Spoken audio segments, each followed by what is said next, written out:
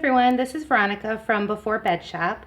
Today I am going to show you how I do my whipped frosting for my melt and pour soaps. So this is a very quick and easy tutorial on how to create this little white cloud of fluffy goodness for the top of your melt and pour soaps. Now, just full disclosure, this is not the recipe I use for my cold process soaps. I actually do cold process frosting on those. So this is just for my quick, simple melt and pour bars that I get. And usually I don't do many of these per year. So let's start with what ingredients you're gonna need to make this whipped frosting out of your melt and pour. So the first thing you're gonna need is obviously some melt and pour. I use Crafter's Choice Basic White. Honestly, it is super inexpensive. It whips really well and it's white, so I don't have to worry about any coloring or anything like that. Someone did ask if you can use the clear melt and pour, and if you have that, you can absolutely use it. Obviously, add a little bit of mica for color, but I just want to let you know that with the clear melt and pour, you're going to be whipping a lot longer than you would with this basic white, and that's because the clear is a lot thinner when melted.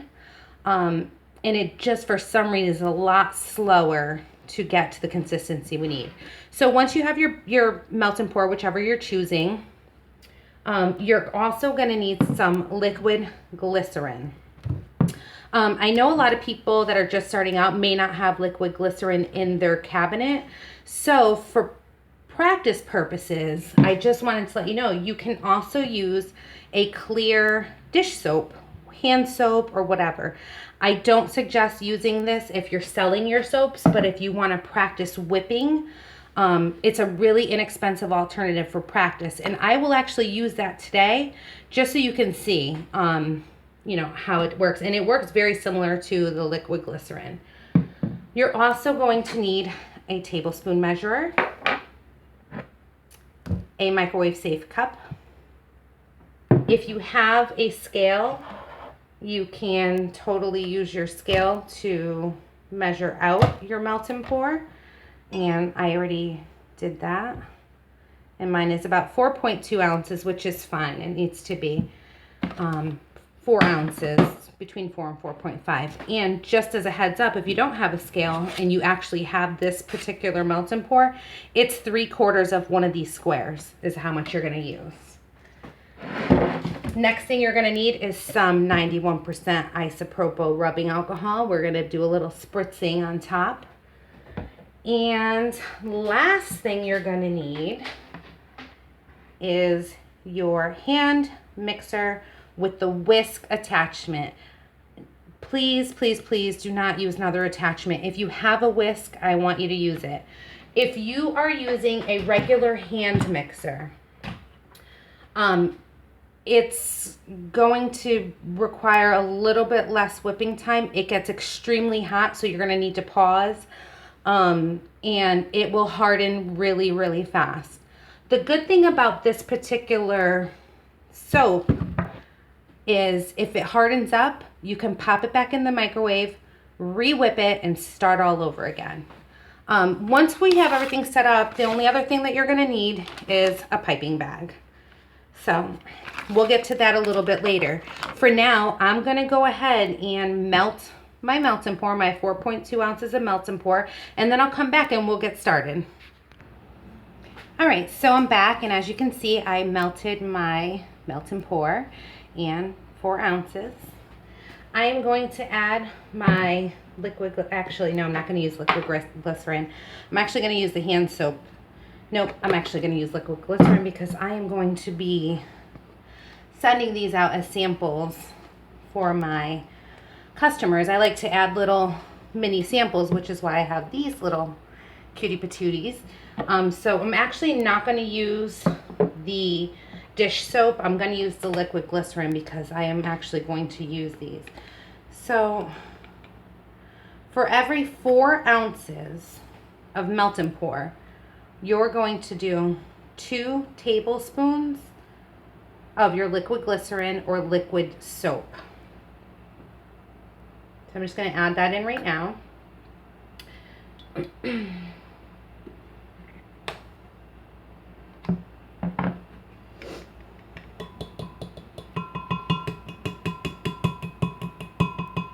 I've actually done this recipe doing 4 tablespoons of liquid glycerin.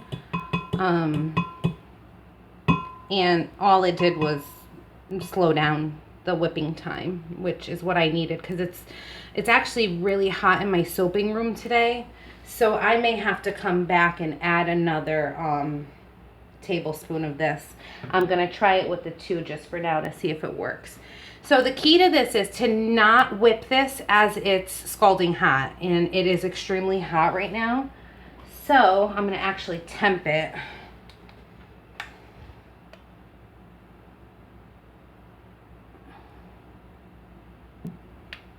Oh, it's 110 degrees. It felt a lot hotter. What I'm going to do is I'm going to let it get down to about 90 degrees. And then I'm going to whip. And I'm not going to record that because it's extremely loud and the whipping does take some time. But here are some tips. As you're whipping, you're going to start seeing that it's rising and rising. And it's going to at least double in size. What you want to do is whip and whip and whip very slowly. And like I said, it's going to take some time. You can be there for about 4 to 5 minutes. I'm going to start whipping, and when I get back and it's the right consistency, I'll let you know exactly how long I whipped for. So just bear with me, and I'll be right back after I'm done with the whipping. All right, so I am back, and oh, let me turn my fan off. Sorry about that. So I whipped for about 3 minutes, and you will see it kind of looks like it's at the beginning of the stage of making marshmallow fluff. And you notice that it did go up to 3 cups. So it started off about, 1 cup, half a cup to 1 cup, and now it's 3 cups. So once you have it to the consistency you like, you go ahead and fill up your piping bag. Now, if it didn't work for you the first time, all you have to do is scrape down your microwave safe bowl, and then you're just going to go ahead and re-microwave it. 30-second bursts, same as last time. And you should be fine. You just re-whip it again and it will do well. All right, so then you just go on in and start piping. Oh my gosh. That was terrible. I am obviously not a baker, so my piping isn't the prettiest piping in the world. But these are free samples, so I'm sure my customers will be a little forgiving. And see, it's so hot in my room right now, my soaping room, that I thought like this was gonna stay really wet, and it's not. It's literally hardening up as I'm piping. It feels like fluff. Like, do you see that?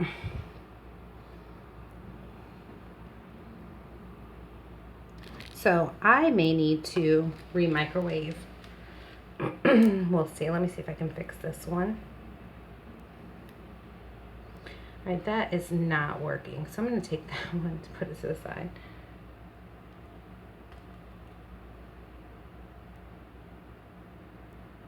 I'm only doing these high because I'm putting embeds on them. Okay, this is not working.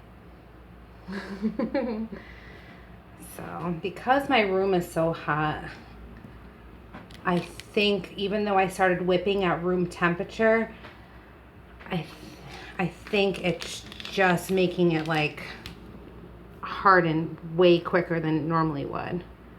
So I'm trying to use my hand to warm up the bag a little bit. But as you can see, like, it's trying to harden as it's coming out.